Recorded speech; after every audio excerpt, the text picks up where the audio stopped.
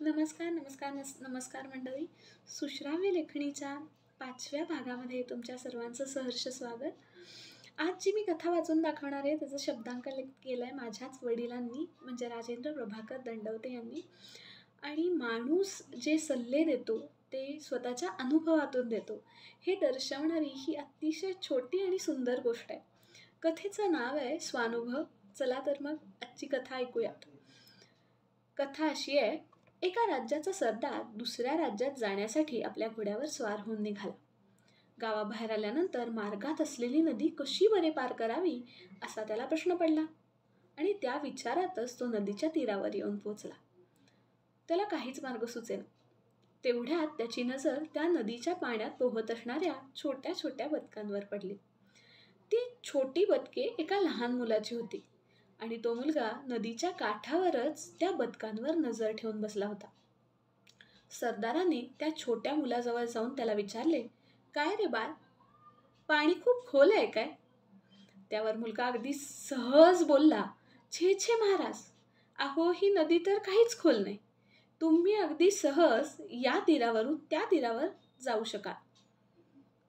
त्या मुलाचं हे उत्तर ऐकून सरदाराने बिनधास्त घोडा नदीच्या पाण्यात घातला. पण जसा जसा घोडा पुढे जाऊ लागला तशी तशी एक गोष्ट सरदाराच्या लक्षात आली. ती म्हणजे नदी बऱ्यापैकी खोल आहे आणि पाण्याचा प्रवाह अतिशय तीव्र. पुढे तर नदी एवढी खोल होती आणि प्रवाह एवढा तीव्र वाटायला लागला की घोडाही वाहून जाईल.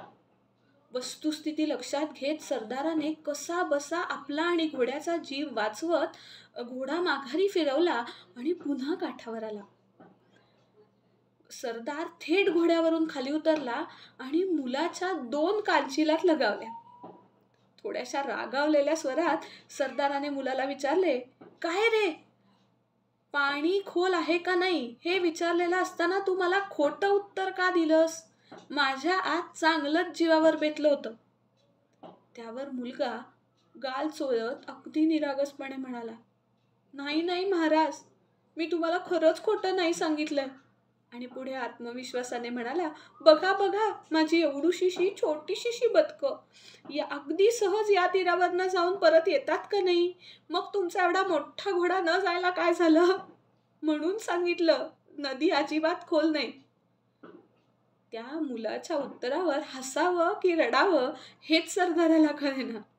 सरदार अचंबित होऊन त्या मुलाकडे पाहत बराच वेळ उभा राहिला. म्हणून म्हटलं की सल्ला हा नेहमी स्वानुभवामधून येतो. मला नक्की सांगा आजची गोष्ट कशी वाटली. तुमच्या सगळ्यांच्या कमेंट्सची वाट बघतेय. धन्यवाद.